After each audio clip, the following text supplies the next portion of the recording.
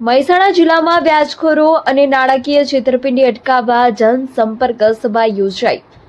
ગુજરાત નાણાં નિર્ધારણ અધિનિયમ 2011 સંદર્ભે વ્યાજખોરો વિરુદ્ધ રજૂઆતો અને બેંકમાંથી લોન લેવાના નિયમોની જનજાગૃતિ અન્વયે મહેસાણા જિલ્લા પોલીસ વડા શ્રી હિમાંશુ સોલંકીની ઉપસ્થિતિમાં જનસંપર્ક સભા યોજાઈ। પોલીસ ઓડિટોરિયમ મહેસાણા ખાતે યોજાયેલ જનસંપર્ક સભામાં સમગ્ર મહેસાણા જિલ્લાના પોલીસ અધિકારીઓ તેમજ વિવિધ બેંકોના પદાધિકારીઓ હાજર રહ્યા હતા। સમગ્ર મહેસાણા જિલ્લામાંથી આવેલા અસરગ્રસ્ત અરજદારો અને નાણાં નિર્ધારણ અધિનિયમની જાણકારી મેળવવા હાજર ઉત્સુકોએ કરેલી રજૂઆતો અને સવાલો સામે પોલીસ અધિક્ષક શ્રી હિમાંશુ સોલંકી તેમજ બેંકના વડાશ્રીએ ખૂબ જ સંતોષકારક માહિતીઓ આપી હતી। ઉપસ્થિત બેંકના અધિકારીએ સરકારની લોન યોજનાઓ તેમજ લોન લેનારાઓના હકો અને ફરજો વિશે વિસ્તૃત માહિતી આપી। પત્રકારોએ પણ બેંકોના તુમાખી ભર્યા વર્તન અને લોન રિકવરી કરતા સીઝરોના ત્રાસ જેવા જનહિત મુદ્દે સવાલો ઉઠાવ્યા હતા।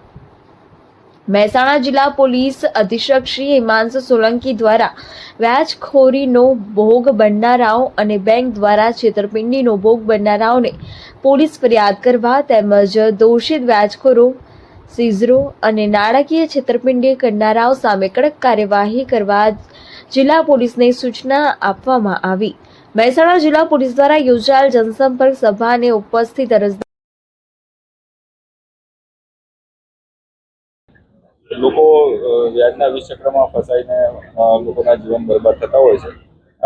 એવા ઘણા કિસ્સાઓ પણ ધ્યાને આવતા હોય છે, જેથી ઊંચા વ્યાજે લોકો લોન ના લે અને નેશનલાઇઝ બેંક હોય અથવા તો જે ધિરાણ આપનારી પેઢી હોય એમાંથી જે કાયદેસર લઈ શકાય એટલું જે વ્યાજ લઈને જેથી ધિરાણ મળતું હોય છે એ કઈ રીતના મળી શકે, ઉપરાંત સરકારની વિવિધ એવી કઈ કઈ યોજનાઓ છે કે જેમાં અલગ અલગ વ્યવસાયો માટે લોન આપી શકાય, એની લોકોને જાણકારી મળે એ માટે એક જનસંપર્ક કાર્યક્રમનું આયોજન મહેસાણા હેડક્વાર્ટર ખાતે કરવામાં આવેલું હતું।